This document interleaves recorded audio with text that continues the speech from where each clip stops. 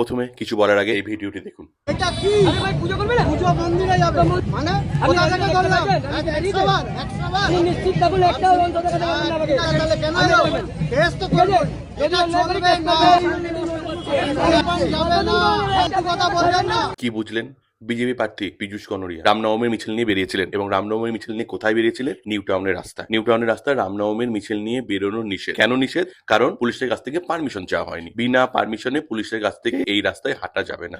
সব ঠিক, সব মানলাম। পুলিশের তরফ থেকে যা ডিসিশন নেওয়া হয়েছে আমি মানলাম। এখানে আমার একটা প্রশ্ন আছে, যারা হিন্দু মুসলমান করতে এসছেন তারা এই ভিডিও থেকে চলে যান। আমি হিন্দু মুসলমান নিয়ে কোনো কথা বলতে চাইছি না। আমি বলতে চাইছি ল নিয়ে। যে ল একজন মুসলমানের ক্ষেত্রে খাটে, সে ল একজন হিন্দুর ক্ষেত্রেও খাটা উচিত। যদি মুসলমান কোনো অন্যায় করলে সেটাকে অন্যায় ধরা হয়, হিন্দু সে অন্যায় করলে অন্যায় ধরা হবে। কারণ এটা আমাদের দেশ, আমাদের নিয়ম কানুন, এবং নিয়ম কানুন সবার জন্য সমান। হিন্দু এরকম করে বেরোলে তাকে বলা হচ্ছে তারা ল মানছে না, নিয়ে যেতে পারেন না। কিন্তু এই কাজটি অন্যভাবে যদি কোনো মুসলমানরা করে থাকে, তাদেরকে এই কাজটি করতে বাধা দেওয়া হচ্ছে না। আমি আবার বলছি, আমি কিন্তু এখানে হিন্দু মুসলমানই করতে আসিনি, আমি ল বোঝাতে এসেছি। বলতে এসেছি যে এই যে বিভিন্ন ভাবে হিন্দুদেরকে টার্গেট করা হচ্ছে, এইটা ঠিক না। নেতারা, নেত্রীরা, রাজনীতিকবিদরা কিন্তু আমাদের মধ্যে বিভেদটা, পার্থক্যটা তৈরি করেছে, এবং এই বিভেদ পার্থক্যটা ধীরে ধীরে এমন জায়গায় চলে গেছে না, আমাদের এখান থেকে ফিরে আসার কোনো রাস্তা নেই। পুলিশদের কাছেও এখন কোনো রাস্তা নেই। আমরা জানি তাদের উপরে বস থাকে, বসের উপরেও বস থাকে, তারা তাদেরকে এসব কাজ করতে বাধ্য করে। কিন্তু কি অবস্থা বলুন তো, আজকে রামনবমী মিছিল করতে পারছি না, আজকে সরস্বতী পুজো করতে পারছে না, আজকে অনেক কিছু আমরা হিন্দুরা করতে পারছি না। আমি বারবার বলছি, এখানে আমি হিন্দুর হয়ে প্রতিবাদ করতে এসেছি, তাই হিন্দুর হয়ে কথাটা বলছি। কোনোদিন যদি মুসলমানদের দিক খারাপ হচ্ছে দেখবো, আমি সেই বিষয়েও কথা বলতে রাজি আছি, আমার এটাতে কোনো বাধা নেই। কিন্তু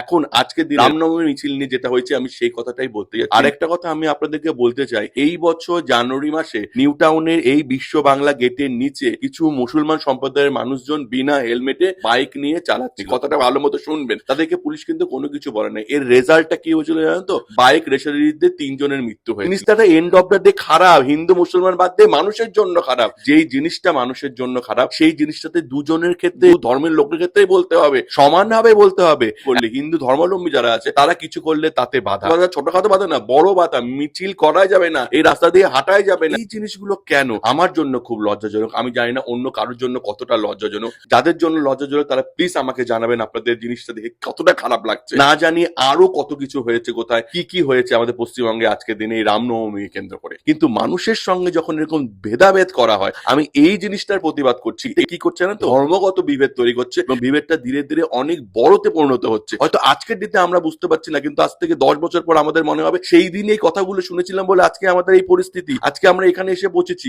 আজকের দিনে এই দৃশ্য, এই ভিডিওটা দেখা আমার জন্য খুব লজ্জাজনক।